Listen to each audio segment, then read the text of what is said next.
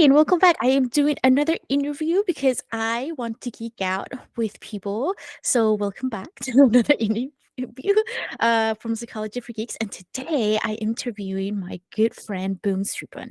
And we are going to be geeking out totally about everything and anything. So, hi.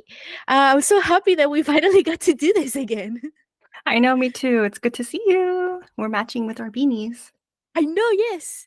Um, Wait a minute. I just realized that we should switch beanies I because know. yours matches my sweater and mine matches yours. I know. I noticed that too. Perfect. We totally talked about this Yeah, we and did. planned it. um yeah, so okay. So I know tons about you, but I want other people to know about you. So and correct me if I'm wrong because I've gotten this wrong before. So you are a, would I say, life coach or like mental health coach, like in the LA area?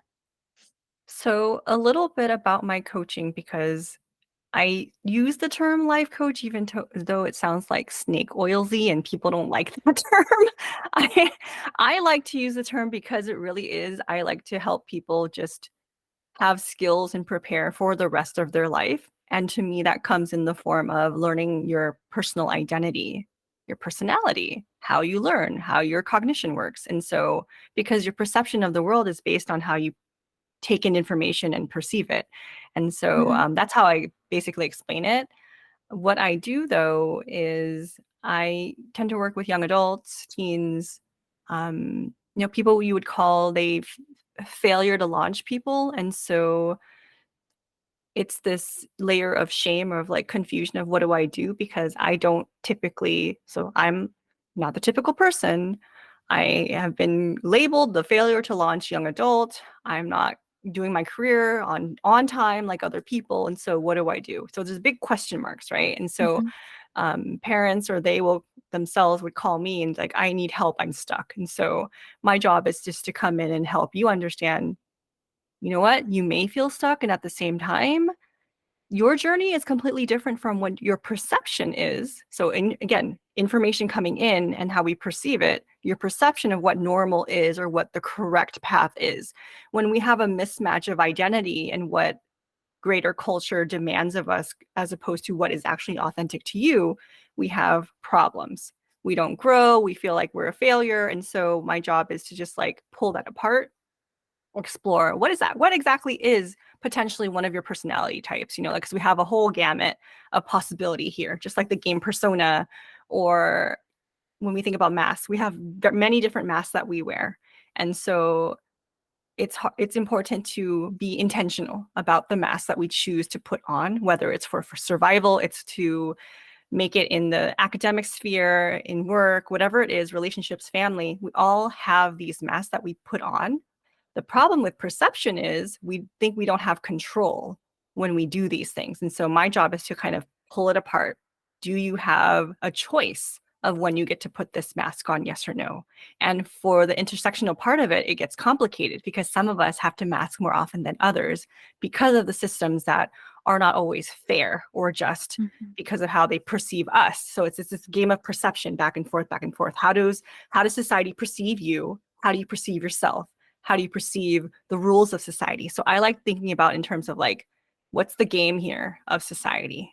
The game of society usually is about power, prestige, checking off certain boxes to go to the next level. And so if we don't do that, we quote unquote feel like a failure, right? And so I just help people, again, think more critically about the choices that they do and how it impacts them as a person. How does it shape your sense of identity? So everything I do is about identity, personality work, and going back and forth with like, where's this coming from? Is it how you feel about yourself? Is it actually projections that people gave you?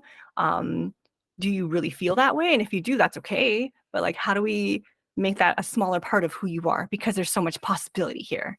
And so I use my archetype. Like I'm ENFP in the Myers-Briggs system, and I'm really big about championing for the underdog and Hmm. possibility. Like my big hat that I put on all the time is there's always more. There's always more possibility. of self, more possibility of ideas, more possibility of expansion. Everything keeps getting bigger. And so for people who don't think the same way I do, I'm a good fit for that because I can help you get unstuck. So I don't know if I answered the question, but that's kind of like how I picture my work with people.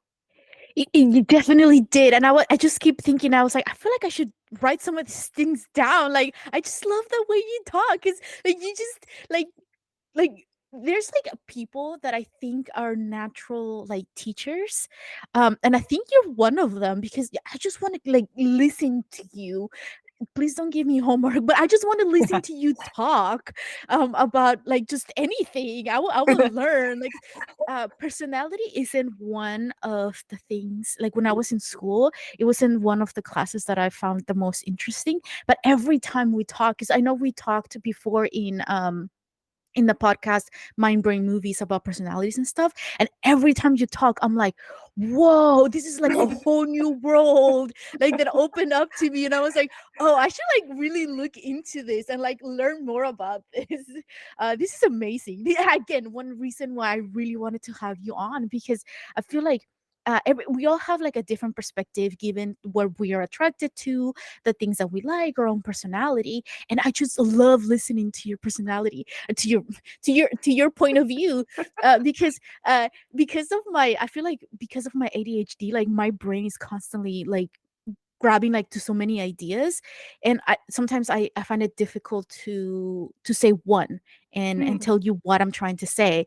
And then like when we did, was it was last week, right, when we recorded for Mind Brain Movies, I spoke for like 10 minutes nonstop. And at the end, I was like, I have no idea what I said. And I was like, Boone, you tell us something. And then you, in 2 sentences, you said everything I wanted to say. And I was like, yes, exactly, exactly, exactly. That's what I was trying to say. Okay, so yeah, this is amazing. And one thing that I kept thinking about as you were talking is that it's so true. Like we have like sort of like this idea of who we're supposed to be and what we're supposed to achieve, like in each sort of like developmental stage that we hit. And I think nowadays we're figuring it out, or it's more um spoken about because we have social media now, and we see people who either didn't go to college, or people Hmm. who are like, well, I don't really want to have kids, and that's okay. Like we see sort of like a wider spectrum of what other people are doing and how successful they can be, or what success can mean.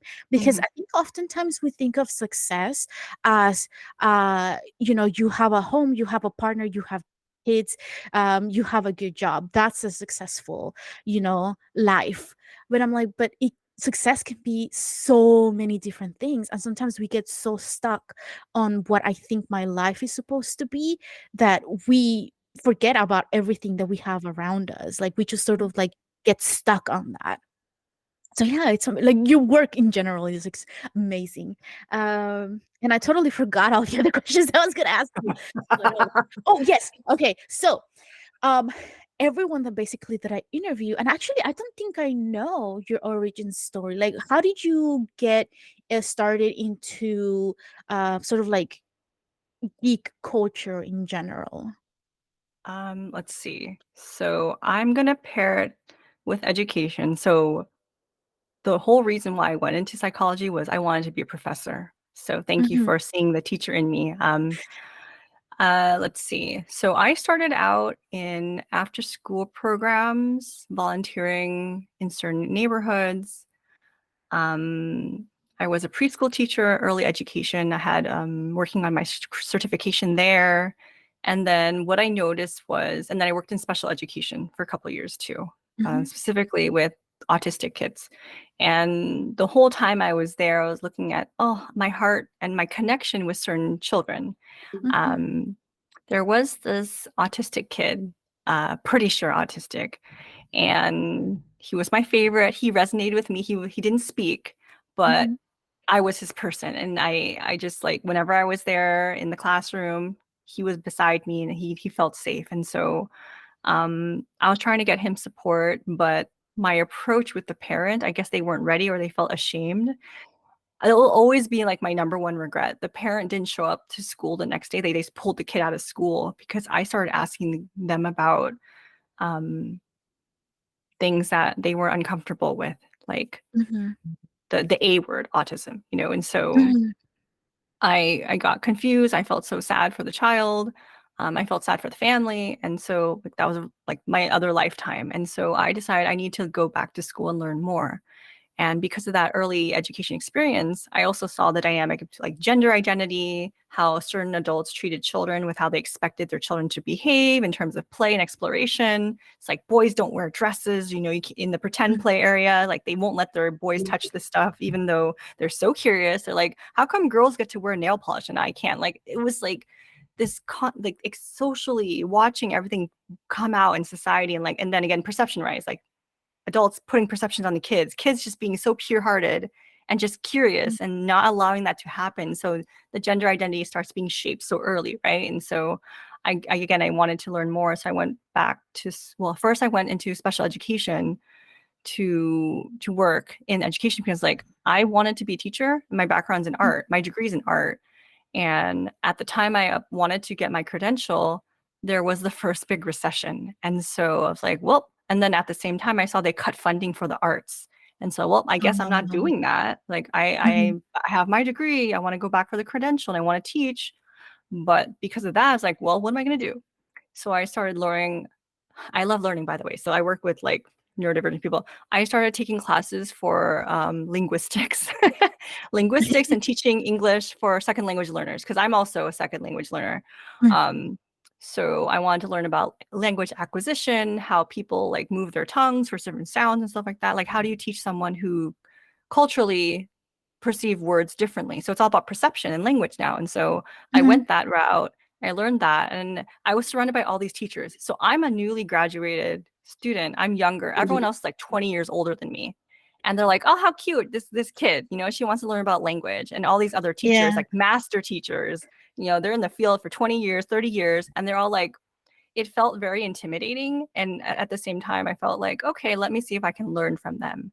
And when it was an online class, so I was reading what they wrote, and a lot of them did not have the experience I did as an actual second language learner. All of them, their only language was English. And so Mhm. I felt like there's something here. There's a big gap in who is having the ability to help the people that need it most. There's a disconnect here with Mhm. experience. So the people Yeah. helping, they come from a good place at the same time. That lived experience to really understand where people are coming from is not there, right? And so I just like the neurodivergent brain gets bigger, more ideas. I'm like, okay, I have the again early education. I went into special needs. I have a snapshot of that. Went into language acquisition. I have a snapshot of that. And like, I need more. So I decided to pursue my master's in psychology. But I wanted Mhm. to do social work first. I got rejected from Cal State Long Beach because my background was in art. They wouldn't let me in, Oh, right? okay. And it's pretty competitive. Like it's 4% acceptance rate. And so I Oh, wow. applied, didn't get in. It's like, okay, what am I gonna do? I wait another year. I guess I can. And so I applied to just any psychology program that would take me. Um, I got in, you know, I was actually the second oldest student in my cohort. So that again, my lived experience this time helped me apply the information and the knowledge from each of the courses. It's just Mhm. more vivid, more real. And so it was like I was a sponge and ready to apply everything. And one of the things that I got excited about was so my theory, one of the theories I choose is Bowen family systems. So everything is Mhm. systemic for me. Everything's connected, super connected. And there's intergenerational, so like across vertically, horizontally through time, right? And so one of the things that I notice again, there's something missing. I'm always looking for like outliers, something that's like not connecting all the dots, right? And so I Mhm. saw that neurodivergence wasn't the thing back then. The way I looked up so many articles on autism, ADHD, the creative brain at the time, and I just like had stacks and stacks of printouts because like when Mhm. you have free access to articles, that's what you're going to do, right? And so Yeah. yeah, I had binders of things. I'm like, I got to get my money's worth for this tuition. So I print out so many things. I started highlighting, trying to like build this thing of like, what is it about how people see creativity? And the first thing I noticed was like, it's so sad. This is so sad how we see artists, how we see creativity. It's like it's a archetype of the wounded artist. We're not researching creative joy here. We're researching creative mental illness, like the archetype of the wounded artist. We're looking at people like Van Gogh, people who cut their ears off because they're so depressed, but they celebrate, oh, it's like genius art, right? And so for Mhm. me, it was very sad to see that. Like I call it my people. My people are being stereotyped. And so Yeah. that also made these connections of like, I also found articles at the time of creativity and autism too. And so I was like, oh, this is interesting. I don't know much about it yet, so let me see. And at the same time, I was let's see, I was a Dan Siegel groupie at the time. So I inhaled all his books. I went to see him at a conference. I have 3 books autographed by him. And so the brain was a really big thing for me. I started out thinking that interpersonal neurobiology was number one. It has to be the brain or nothing, like, Mhm. and so while I was doing that, I was very rigid and had to be systematic in that way where science and data, and so Mhm. um then I started pairing creativity, the brain, autism, and then like neuroscience. Like, okay, let me see what I can find here. And again, it's more stereotypes of what creativity looks like or autism looks like. And again, it's the small snippet of a population, which is like, what do you call Rain Man or the autistic genius or like We the used to we used to call it Asperger's before, right? Yeah, Yeah. yeah. That was a big part of it too. Back then it was Asperger's and it was like separation from the whole spectrum and then romanticizing the creative genius when they're wounded. And so like I just didn't feel right about it, but I couldn't find the words for it until this is like 10 years later, So Mhm. thinking about it back then, I was just in research mode of like, I want to learn more about me. I feel like these are Mhm. my communities that I identify with. At the same time, I haven't always had the best experiences with it because so like here's side note for any of the gifted people who may be watching next time is like I haven't been received well in spaces because if I'm smart so in grad school I received the comments of like nobody wants to go after you in a presentation because like I guess Mm. I take the time and effort and I like speaking and teaching as you can see I like talking about the things I like to talk about and so Yeah. um, people who were, not as confident, and I'm not holding it against them now, but back then it hurt. It's like I Mhm. finally felt comfortable in a place where knowledge and learning to grow is like part of the curriculum. And I felt so happy to share creativity and knowledge that it was hurtful to hear these comments of like, nobody wants to go after you. Like people want to go home, stop asking questions. Like I wanted discourse, I wanted comments, I wanted to learn more, I wanted extra reading lists. Like I wanted to be filled because I felt so starved of knowledge and the things I wanted to learn in school. Mhm. And so it's just like this very torn experience of what it was like in grad school because of that. Um, and so like when you're and then right now I know in the neurodiversity there's camps in where we think gifted is like an ableist term. And for me, it's like it took me years to finally claim it. So I don't want to take it away. It's like, can we not? Like it's hard. And so like these Mhm. labels do mean something. It goes back to perception of like, how do you see it? Do you think it's a bad thing? Do you think it's a good thing, a neutral thing? And so after that, I kind of just like combined it all together and I went towards video games too. Mhm. So towards the end of the program, I started writing about whatever I could find. It was not a lot at the time. So video Mhm. games personality started coming out too, and the types of people that would play games. Because you already have the Mhm. archetypes already, like the autistic archetype, creative archetype, a gifted person, a wounded artist. All these are types of people and a Uh-huh. gamer, right? And so I started writing about that. And again, it's all negative. The framework for mental health back in the day, and like weaving in positive psychology is very different now, but like the framework was always the negative, painful, wounded aspect of a person that we're always studying. We're not studying resilience. We're not studying growth and happiness and joy, which is something we should also to balance everything, right? And so it's Yeah. what I found. So I had to reframe it like because what I found was the stereotypes of a gamer. Like, well, I'm gonna read this and then I'm gonna respond to it. So that's what I spent like the last part of my program writing about gaming. Mm. That Thanks, Matt. Again, I'm so glad I'm doing this with you. But yeah, it makes me think though, because I have so many thoughts. And hold on, let me grab one. One at a time, one at a time. Um, I think it's I was thinking actually, because I have a workshop or a talk presentation that I'm going to be doing like next month or 2 months from now.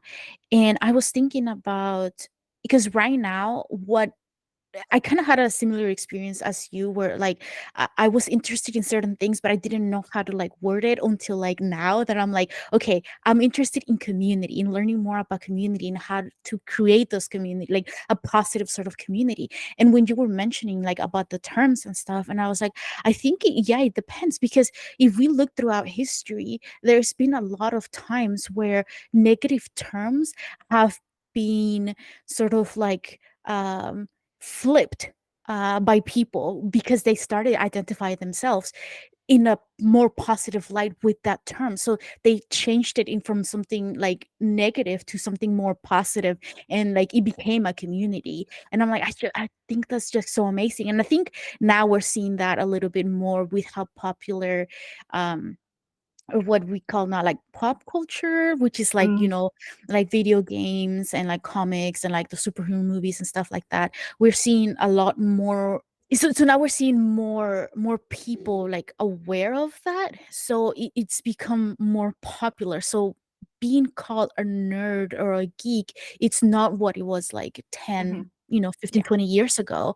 And part of me is like, yeah, like it's better because now I'm like, I identify as a geek. And I actually had um one of my acquaintances say, hey, maybe you should change because it's psychology for geeks, right? And she's like, maybe you should change the term geek because that's something negative. And I was like, well, no, because I'm a geek. I'm not something negative. It's just something I'm passionate about. And like everyone is like passionate about something.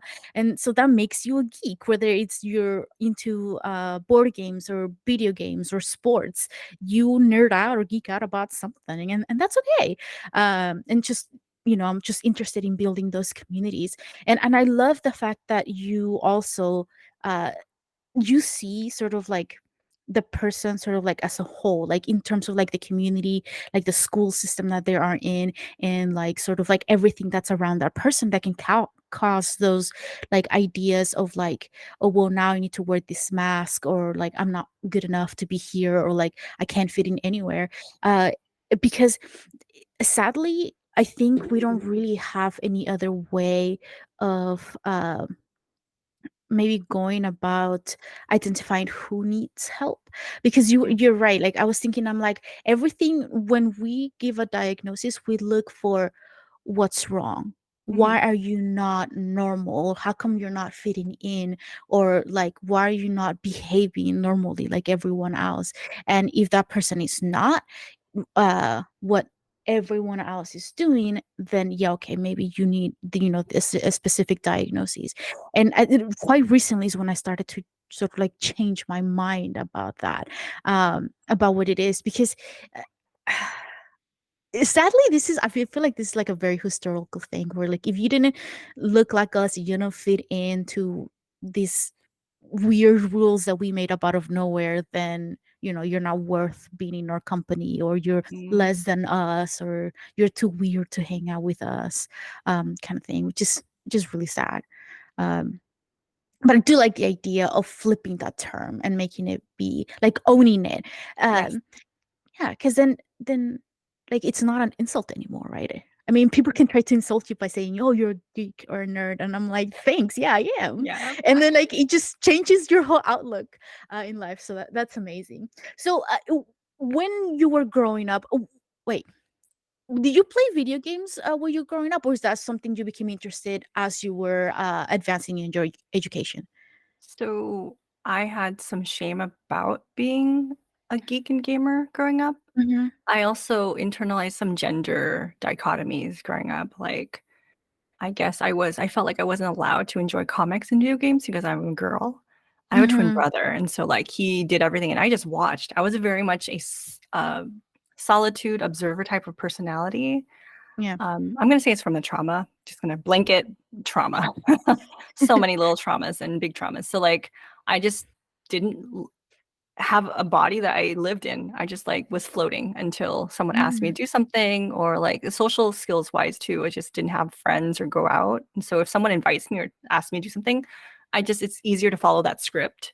And me doing Mhm. it my own, it's very hard. And so like just that's a side note. So um I loved comics. My first comic was Wildcats in like the 90s, and I loved X-Men, and I wanted to draw the artwork and the art style, but there's these weird things where I don't understand with society or access to resources. Like I didn't know that someone asked me like a long time ago, like, share a fun fact or weird fact about you.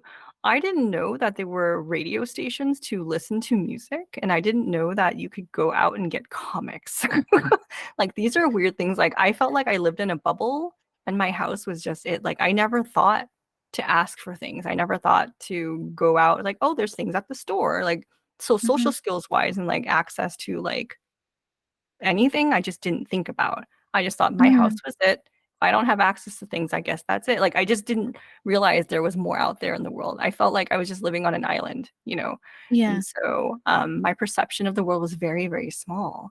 And I just accepted things as they were. Like, that's it. Okay, well, if I'm a girl, I don't play. And like, I know some people will challenge that early on. Some people don't believe it. And some people will, you know, go against it, teach their kids that there is no, you know, binary and things like that. Like, well, growing up, I didn't challenge it. It was very, very concrete thinking for me like that. And so nothing challenged. That's just how it was. And so I just watched the boys play, but and then I would play like I love Tetris. I would play Tetris nonstop on my own.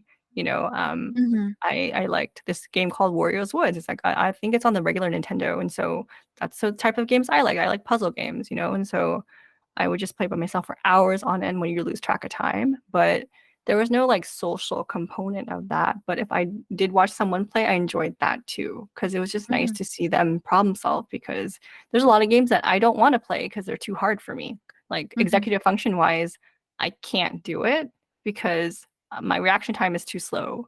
I can't figure out puzzles fast enough. So I don't mind looking things up at right now if I want to know the whole story because things are hard. But early on, I just didn't play a lot of games. I was just more interested in art. And so in college, I went to my first comic store.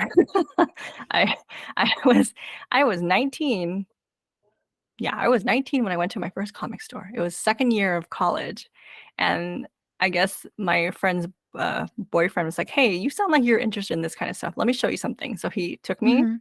the comic store. I was like blown away. It was like my Disneyland. I was like, I can't believe a thing like this exists. I was like, I guess I didn't do anything with my life. Like I didn't go anywhere. But But yeah. you know, that's another thing. Okay, so I was actually reading before before we started recording. I was reading One Piece, and there was this one line that this guy was saying, and he was saying it like super sarcastically because he was like a pirate and he was sort of like saying something bad.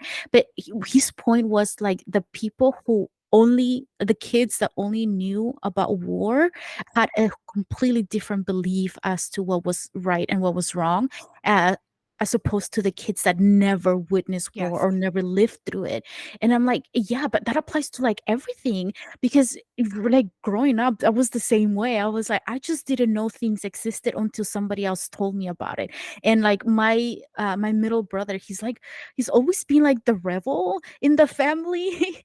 And like I've always been afraid of doing like the wrong thing, you know. So I if I was told no, or if I knew like my parents didn't have money for it or whatever, so I just never really asked for it. But he's the one that introduced me to all kinds of geeky things. At first, I just started with like books because I had easy access to like the books at school, so that's how I started. But yeah, if you live in a world where this is all you know, it's kind of hard sometimes to know like what's out there. That's why I Mhm. always encourage like my siblings to like travel and go places and try new things, because at least even if they dislike it, now at least they know, right? Or like they've seen what they don't like or what they don't want. but yeah, like there is this and I think that's something that we struggle to understand, that like, well, why didn't you just like, sneak in with your brother and like read his comics, or like, because that wasn't a thing that you did, like it's Yeah. hard for other people to sometimes to understand that that's just not what you did. Mhm. um so okay, so that's sort of like your origin story into like the world of comics. So what fandoms are you interested in like right now? Ooh, so my favorite comic series, I like indie comics a lot. So Hmm. I love Monstrous and Saga. I Hmm. haven't picked up any new ones lately, but I love the artwork and the lore. It's beautiful. The mythology is great. So Saga is kind of like Star Wars, but a very pretty version of it, I think. Oh, okay. Kind of like Star Wars and Romeo and Juliet, I think, if you pair those two together. Um, Oh, yeah. wait, with the tragic ending or like the love story? Well, it's still going, so it's not ending yet. It's just Oh, there's okay. lots of plot twists and like people surprising you with what they can do. Yeah. Hmm. Very, very thorough character design. They're not just pretty placeholders. They have varying lore, they have varying range of identity and choices they have to make, and you can identify with so many. Hmm. Mm. Monstrous is also very beautiful. It's about magic and slavery and oppression, and then it's I just think it's so darn beautiful. I don't know the feeling that I get when I look at it. It's like a feeling of like romantic and hmm, romantic possibility, I guess. I don't think when Hmm. people read, they're like, "This is romantic, Booney." I'm like, no. um, yeah. Have you ever considered writing or making your own comic?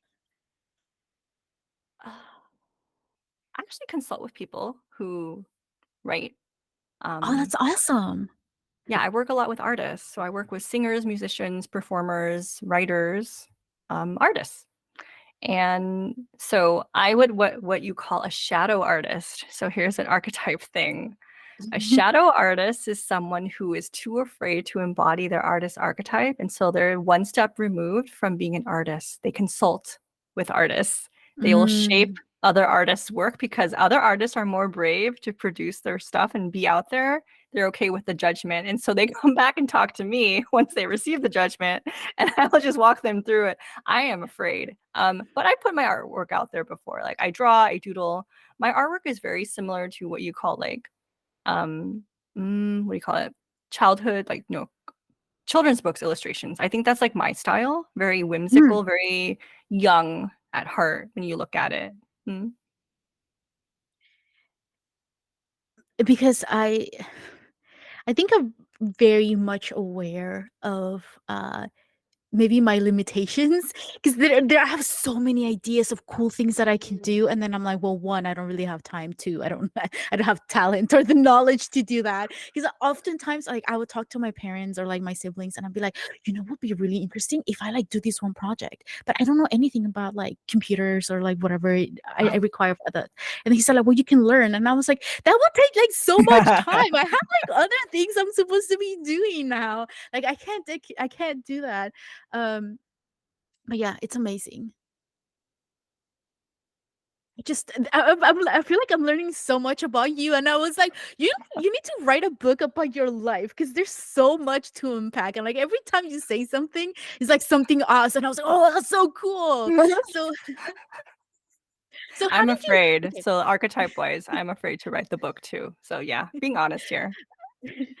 When okay, so we've learned about sort of like your orange story as a geeker nerd, and like your education, kind of how that came about. But how did making your organized messes come about? Mm, Like how mm. did that happen? So I think in 2009, I wanted to be a YouTuber. Um, Mhm. so I was playing World of Warcraft. I saw like people posting, I think Twitch was out yet already. And so like, oh, I could do this. I love computers. I think it's very fun when people make their own. It's like fun to have LAN parties. And I loved MMORPGs. I love the feeling of community, and I was a healer for my guild. Like I love raiding. And so back in the day, raiding was like 60 people in World of Warcraft. So like that was Oh, wow. insane. Yeah. And it Yeah. was just fun to do that where so I used to go clubbing. I'd go clubbing, come back at 2 in the morning, 3 o'clock, my guild was still raiding. I'd be in my clubbing clothes with my heels on, makeup and everything, and like, okay, guys, I'm here, I'm ready to heal. And so like it was just like to do the socially acceptable thing to club and go out and dance, right? But all Mhm. I ever really wanted to do was play video games all night long. And so that was the dream. And so I did that and just I wanted to stream. And then I forgot the question. Hold on, let me try and put this together.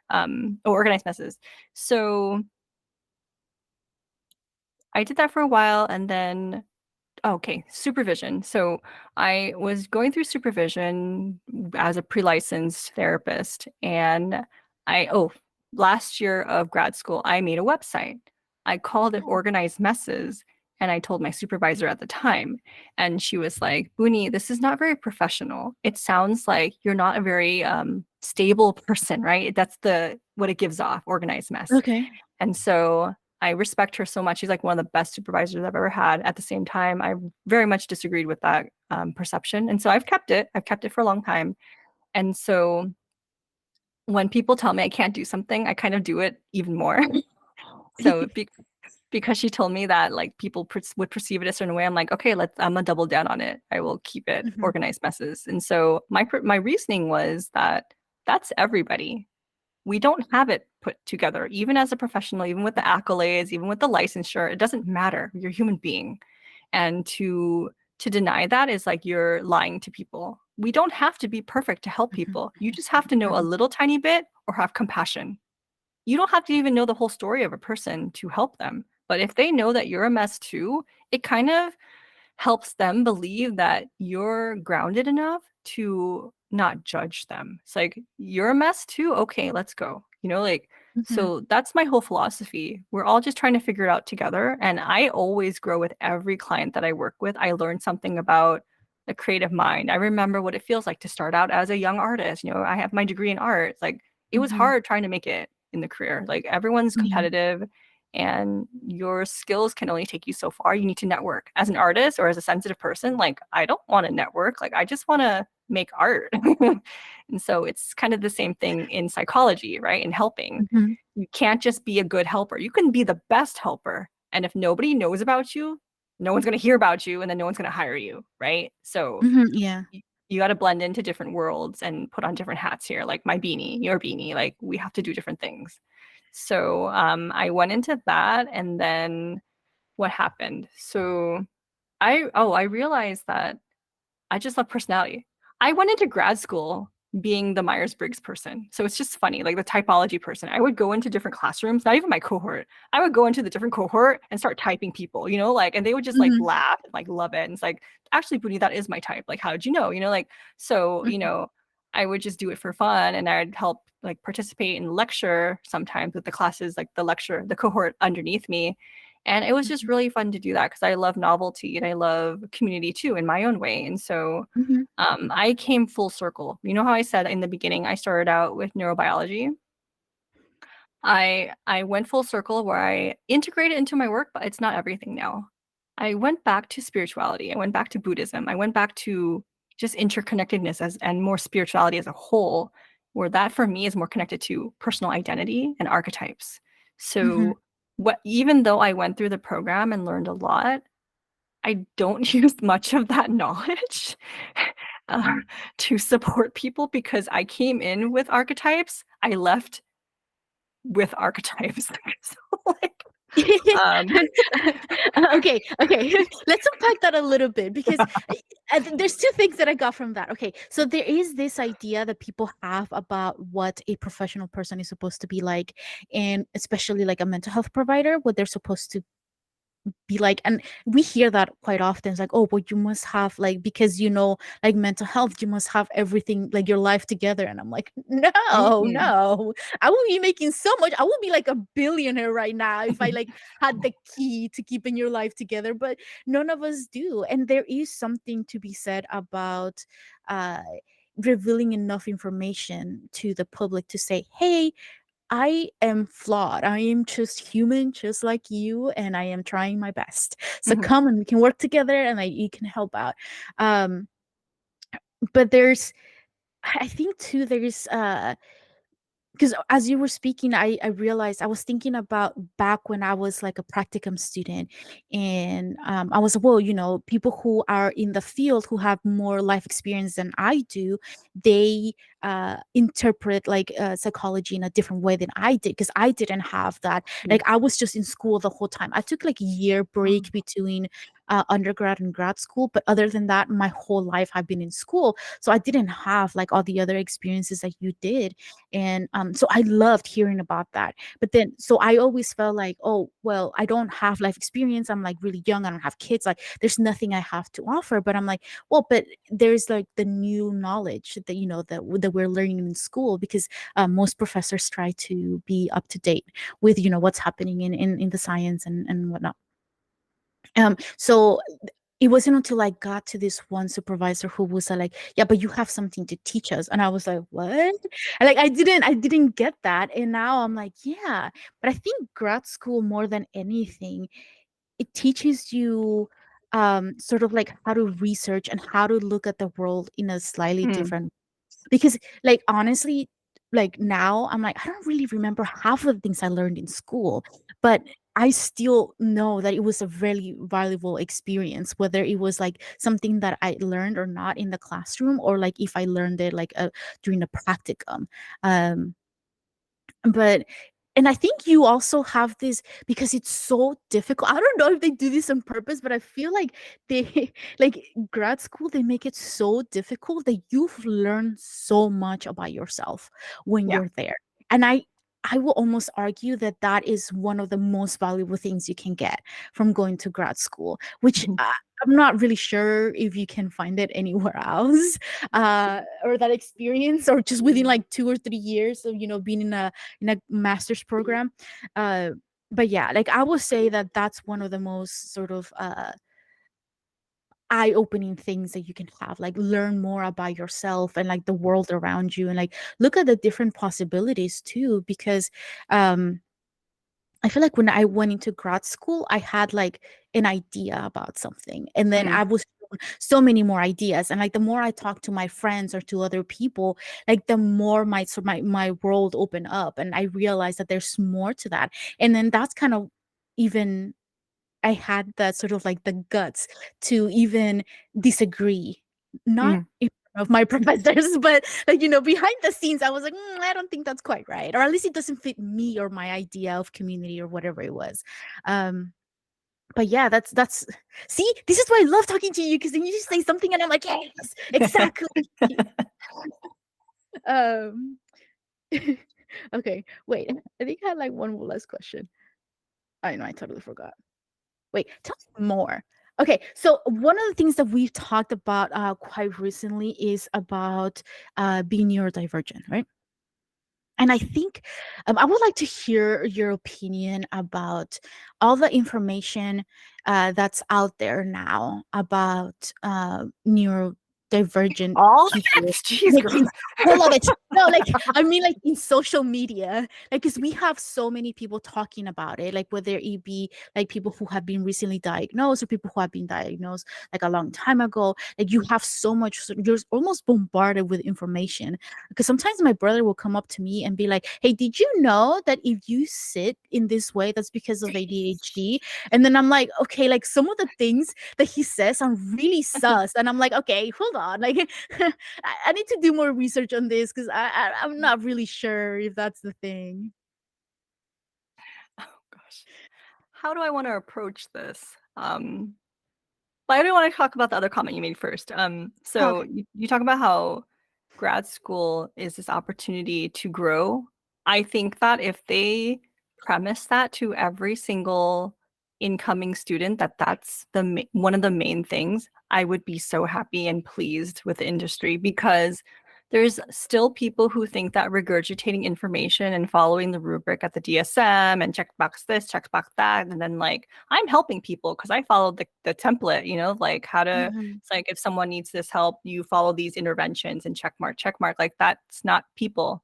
If you come out of it more fluid and dynamic, realizing that you have your own personal work to do and you are the number one intervention to help someone heal, then that's Mhm. amazing. It's like you can learn any of these modalities, any of them. They'll work, to a certain degree. But if you aren't present with your person, then well, throw everything out the window. Like you are the Mhm. number one thing. Like that should be Yeah. growing all the time. So I just wanted to side note that. Um, and you can feel it when you go to a therapist or like a helper and you just sit with them or talk to them. Like you can tell, like, wow, this person's like growing as we speak. I can feel it. It's amazing. Mhm. So the think about neurodivergence. Let's see. Oh, gosh, there's so much. So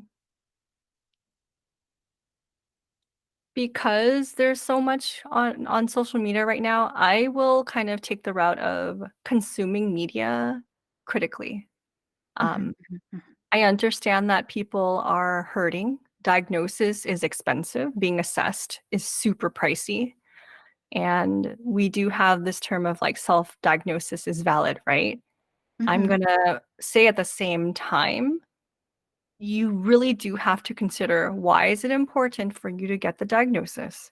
Why is it important for you to get assessed by a professional who can assess?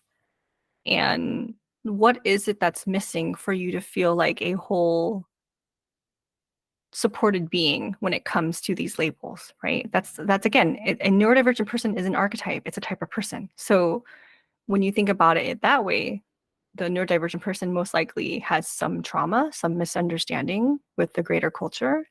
So there's rejection involved, right? Mhm. Um, Instead of like following the buzzwords and the trending videos that are just like 30 seconds long, like I will encourage people to not just follow that, like that's part of it. If you really want to do the deep work of acceptance of yourself, look at interoception stuff. Like look at what occupational therapists are also posting about it, because the mental health aspect, I think you'll find your community. That's part of it. You want to feel like you're relatable in some way. You'll find the people who, unfortunately, I do see a trend though. Like if you're conventionally attractive or like more, you know, fit a certain type of box, like you're going to become the viral trendsetter social media influencer for a whole type of people. Like, so again, it becomes the popularity contest again Right. in virtual, where a lot of people who are also part of the neurodivergent community don't get representation and their voice is not, they're not heard, they're not seen. So like, um, we need to expand. Like, there's one perception of what this type of person looks like. What about people who use support for typing to speak? What about people who cannot speak? What about people who have anything else other than ADHD or autism? Like, and there are so many others under the neurodivergent umbrella, but that's like the whole thing that took over the hashtag. Like, you can't find any other neurodivergent identity. Like, Well, it became popular. Like, right, so if you start talking about how you are like autistic or ADHD, then it's kind of like, oh yeah, just like whoever else that's also famous. But there's, hmm like you said, there's like so much to the spectrum, and I think oftentimes we, because it's social media is mainly to entertain, not so much to educate. A lot of the things that we find on social media are funny, or like little things, like people who are like whimsical, or like hmm people who like to wear really bright clothes, or like a specific something, but we don't really necessarily talk about how difficult it is to live with it. Right. And so that part comes to, like, this is a call out for the influencers now. You gotta be responsible. You got your following now. Like, please be honest and real. Like, sandwich it in, like, about the pain and the how people can self-advocate. It's not just always like these, like, again, sensationalize I'm struggling today. So now you're going to record yourself crying in the corner. Like, I get it. It's hard too. You know, I have my overwhelmed days where I need to disappear. I personally know that. And so at the same time, like, there's a social responsibility now to not just be a spectacle. And so that's like part of me coming out as an artist now. When it comes to making art, you have a social responsibility. My definition of an artist, not everyone's definition of art is the same. Mhm. For me, an artist does calls to humanity. An artist creates something with purpose. We move people to do something. We move people to either think about their identity, purpose, meaning, and those who are unable to speak their truth. That's what art does. So if you see people influencing in a certain way where they're talking about the pain and struggle, and you have a big following, that's just part of it. I know you just started making the content because you were bored or you just wanted to have a space on the internet for yourself and make funny videos, but like sooner or later, if you could just make one, that's one more video to help someone understand like where can I find resources on the inflammation that's correlated with autism? Where can I find information about hypermobility, which is also correlated with being neurodivergent? Where can I find things about memory loss, trauma, executive function difficulties related with neurodivergence? All these things, if you're really going to learn and advocate and be known as an influencer for X category of neurodivergence, then I want you to take the responsibility seriously. Like, these are all these parts of the neurodivergent umbrella that people don't see.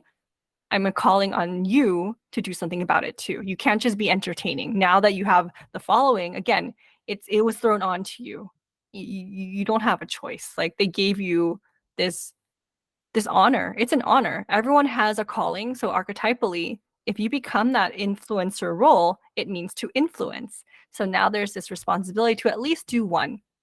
I'm not asking you to do it forever because not everyone needs to. At the same time, if you could just link to a resource that is affirming to make a conversation with a professional who's part of the neurodivergent community, we can bridge more. And it's like about making this map bigger and bigger. You're not the only person who has the responsibility to do it. That is too much. That's too much for one person. But if you keep connecting with other people, this map gets so much bigger where people have options of like, I identify with this neurodivergent influencer. I love that video when they talked about this subject. And then they link to another person who didn't have much of a following. Their platform is very small. I love it when people will tag me in Instagram. Like, there's a couple who are autistic therapists and they will tag me because it's constantly about promoting. It's like, I don't know. Well, I know why. I know why my channel doesn't grow because I disappear. But like, it's nice to have people notice you. It's like, I know Booney keeps on making good stuff, but no one ever sees it. I'm going to help uplift her. So like, if you keep uplifting, that's the whole point. Sooner or later, we're going to keep uplifting the people that should be heard. And that's very valuable in the communities that don't know where to access information. Because like you said in the beginning, there's too much saturation of entertainment only. We need knowledge because if you're struggling, because again, this is like part disability, it could be complete disability. It's important. It's not just being quirky. There's a lot of pain involved. Like, you ever Mhm. bump into stuff for no reason because your proprioception is out of whack? Like, that's a term too. Proprioception is a term with neurodivergence. If you're bumping into things, like I dropped stuff on my foot and one time my toe was bleeding. I had no idea I was bleeding until I looked down. It was already clotting, but like Mhm. my toe was bleeding. I'm like, all of a sudden, perception of pain. So like, it's important for us to understand this part about our body too and learn how to develop it, which is something occupational therapists and doctors can help when they understand proprioception and neurodivergence. All these things we don't know unless we have the advocates and the influencers mentioning it and give us direction of where to go. Because again, the internet is too full. We don't know what to look for. And you know, I mean, that's part of the reason why I started Psychology for Geeks, because I started to realize that there was so much information that artists were giving about self-care. And I was like, great, thank you so much. But also, give like the space to like the actual trained professionals. That would be Mm, fantastic.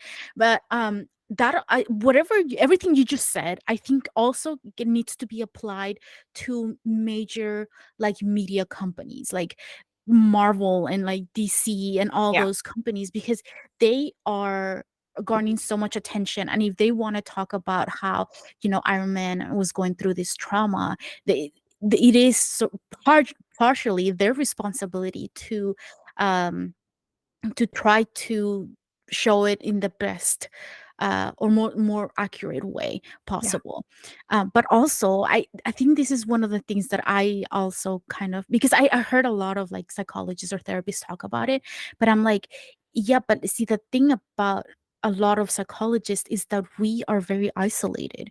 We are sort of like in our own offices, you're in our own sort of little corner of the world or the city, but we're not, we have opinions, of course, because we see what's happening out in the world, but a lot of the times the community at large doesn't get to hear our opinions because we're just in our office. So Hmm. whoever of office, can hear us, and we can, uh be like, oh, this is wrong, this isn't how, PTSD shows, or whatever it is.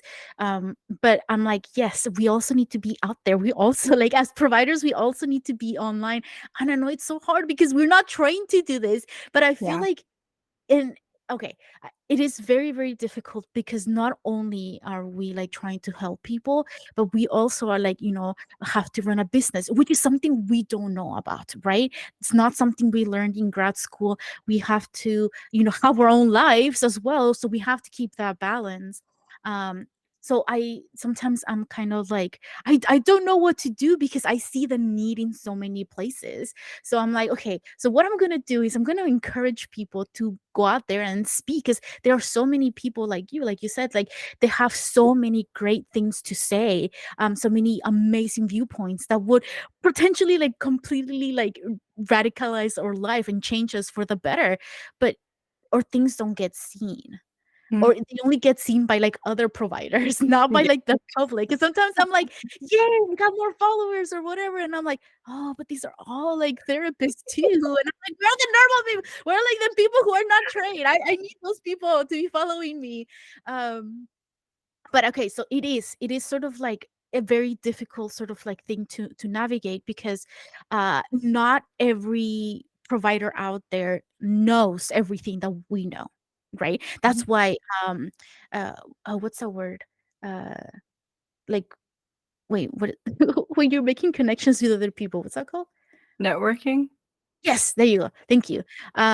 When you're networking with other people, it wait, this is why it's so important to network with people. And I never felt like I could do it, because like when you were talking about like not wanting to like network, and I was like, I felt so weird. Like when I was in school and they were like, oh, you should go to these events because then you should meet like, the psychologists in the area or whatever. And then I'm like, but I don't want to talk to people. I just want to be here by myself. And now that I got more into sort of like the geek culture and meeting other like geeky mental health providers, I'm like, I want to talk to you. Like, I want to talk to you like all day long because you're just like me, and I love talking about, because this is my community. I found my community, right? And then so I don't know.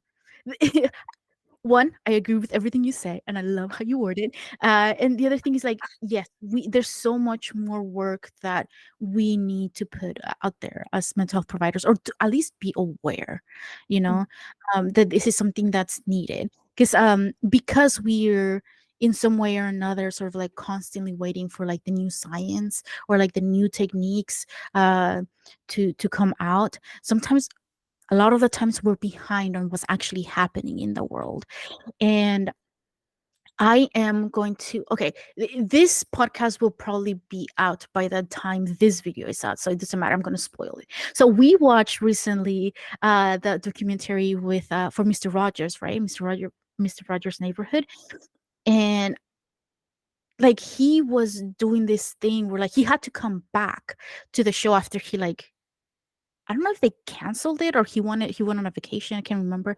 But they he had to come back because of what happened like during 9/11, and like the the tragedy with the president, Mr. Kennedy. And it's like he had to keep coming back to address these things. And then I was like, it's amazing because I didn't actually know that he was somehow somewhat trained into like developmental sort of stages of kids and like how best to teach them and stuff, which is amazing. But I'm like, but where were the therapists in all of this? Like, where are Right. health providers? Like, why are we leaving it up to just him to address these things? If you have not already, you guys should go see the podcast episode, Mind Brain Movies, where we do talk about it, because we talk about more awesome stuff that we're not going to cover here today. uh, but yeah, I guess this is just like a call for other mental health providers to put themselves out there or like be a part of the community, not just sort of like, in their Mhm. own sort of like little office or location.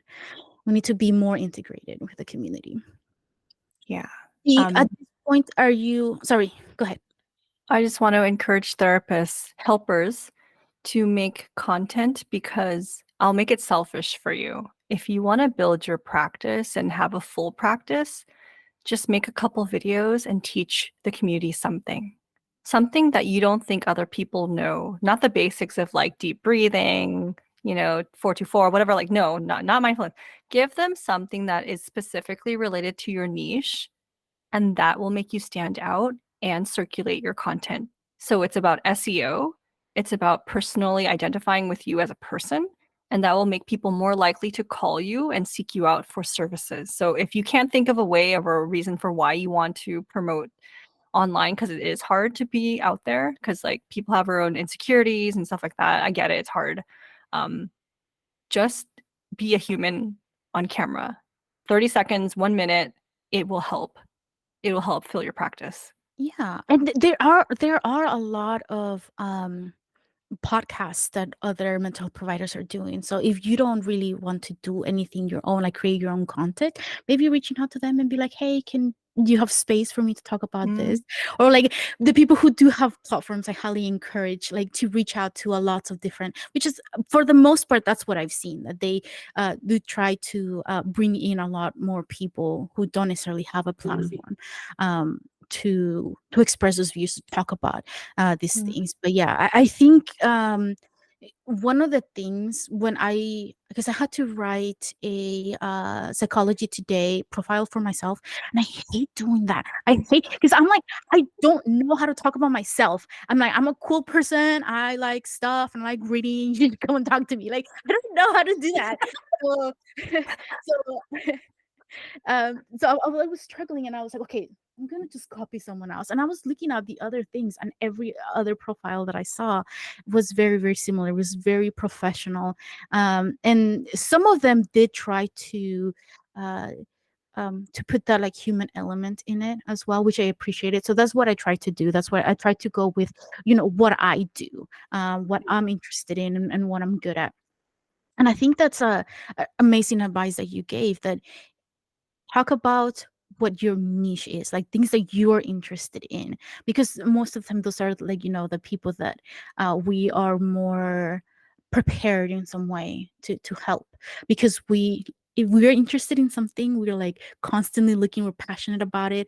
So it's more likely that we'll be a better fit mhm. for who are like within our niche. um any other advice that you would have for people who also want to become like a life coach or like a therapist later Mm. on? Okay, Uh, so my biggest advice as our professions are not enemies. We actually do better when we support each other and know what the scopes of competencies are for each person. So I actually thrive because most of my referrals are from therapists or I work with therapists. Like I understand the field of therapy well enough where therapists understand that I can help supplement a client that they're working with. So I tag team with plenty of therapists. Um, and I refer to other coaches too. So, like, if you're a coach, don't be afraid to kind of hang out in the therapist world, because as we become more accepting, you'll see in the neurodivergent spaces that a lot of the coaches don't have the formal education. It's because they have the lived experience and they know what it feels like to get out of autistic burnout. They know how the tricks in the trade of being ADHDer, and like these are the things that work so well, and I've been through so many psychiatrists. I know how to go through medicines and like look at side effects and really do self-advocacy. All these things are important. So like it's important to look at it from that lens too. And so like if you are a coach, then your job is to understand all the other helpers out there: psychologist, psychiatrist, therapist, educational therapist, school psychologist, occupational therapist. That's just some of it. Life coach, personality development, parent coach. I do parent coaching too. So, like, it comes in handy that I'm an academic and I struggled in school in certain ways. And I observed so many years in different, like, I used to be a college counselor too. So like I've worked in different areas of education and I've seen it from advocating for the student side and helping parents be on the same page. So like you have to see where people are coming from. Your lived experience is important. So don't undersell yourself. Like your lived experience will help someone no matter what. But if you think that you know everything, then that's going to be your kryptonite, your downfall, because you don't know everything. Like the biggest two thing is like to go into the spaces, network, be a partner, be open to partnership. And if you have therapists bash you for being a coach, like that's their problem. I've been bashed for 10 years. Like I well, let's see, 8 years. I've been bashed for 8 years. I'm it stings once in a while, but like my work speaks for itself. My relationship with therapists speaks for itself. So if you don't know me and you're bashing me, like that's your own problem. Judging people without looking at my website, my history, like, and you'll have to deal with that too. So build your network. Show people what you know instead of just like being quiet and not praising yourself. In the beginning, you're going to have to praise yourself. How else are you going to get people to know what you know? So it's okay to Mhm. like pat yourself on the back, promote yourself with videos, blogs, podcasts, everything. Just do it. It's part of it. And as you grow, you can edit the content. You can take stuff out, put new in things, and realize, you know what? I thought this was my niche. This is actually my niche now. Because like someone, some therapist actually had a conversation with me, and I realized, you know what? I'm actually better doing this type of support instead of this type of support. And so like it's okay to change too. Just because your website says something doesn't mean that's you forever. And be okay with changing because that's your job as a coach too. You help people change, you can change too. So that's my advice. That's amazing advice. I just remember like I had this flashback to like the first time that I was building my website and I was so scared. I like it was one of like the scariest experience of my life. Me sitting in front of the computer just typing things and I was like, everyone's gonna see this. What am I gonna put? What if I misspell something? And then after a while I was like, it's fine. Like every now and then a friend would be like, hey, you misspelled something in like one of your posts. And I was like, either nobody else cared or like they Mhm. still got the message, it's fine. Like it's Yeah. not that big of a Yeah. deal. Um, Mhm. because again, Yeah. that only shows that I am human. But Mhm. okay, and to follow up with your advice, I think I will self-disclose and say that it wasn't something that was necessarily outwardly stated when I was in school or like during my practicums, but there was this sort of thing where like, yeah, we don't really, talk to life coaches or they're like less than Mhm. us. Yeah. They're like they don't really know what they're doing. And part of it, I don't know if they were trying to make us feel more competent and inspire that competence in us. Um, but I was like, "Okay," and I was like, "Wait, what's going on?" And then I found you. I honestly can't remember how I came across. I think I found you on Instagram, like, the very Hmm. first time, and then I invited you to do, like, one of these interviews before, and then you started talking, and then I was like, "Oh I have no idea what you were saying because you were talking so good about like personalities and archetypes, and I was like, I have no idea what an archetype is, like at all. And I was like, I can't post this. Like it was the worst representation of like you. And I was like, I didn't ask any good questions. I was like, oh my God, I can't do this. And then so okay, so I would like to credit you for completely changing my mind. Not that I had like a bias per se, but I just in the back of my mind, I always had like, why are they saying those things? Like, are Hmm. they really? Because it was kind of very similar with like master level therapist, but then I was like, but I work with some like great ones that are constantly trying to like learn and be good. So I was like, so what makes me different than them? And like the only thing I Mhm. could come up with, like, so I'm in school for longer and there's like certain things that I know how to do or whatever. But in the long run, it doesn't, the title that you have doesn't really capture how competent you are in an area, right? So whether or not you have a school degree, like you were saying, but if you had a lot of jobs or a lot of experience, or you have worked with a lot of people and you know what to do in certain situations, that's fantastic. Like Mhm. someone with a title might not know what to do, in situations like that. So yeah, give yourself credit for, for how competent you are in those areas, especially if something that you experience firsthand. Mhm. It's Right. amazing. So I could continue geeking out with you or just listening to you talk about everything, but um, I don't want to take too much of your time today. And okay, I'm gonna do the outro. Thank you so much for joining us. I am pretty sure that you're like me and you would like to hear more from Boone. So write your questions in the comments and I'll make sure to ask her and bring her back again so she can answer them for us. You can also check out her website. There's a lot of like really cool stuff in there. And your YouTube as well. A lot of videos in there that, like I said, I have no idea. So like I refer to Boone when it comes to personality. So if you would like to know more about personality, please visit her website because I know nothing. I can't help you in that area. So thank you so much for making it to the end of this video, and don't forget to like, subscribe. Let me know your comments or any questions that you may have for Boone or for myself. So yeah, don't forget to reframe and re-enchant your life. And okay, bye bye. Wait. Bye.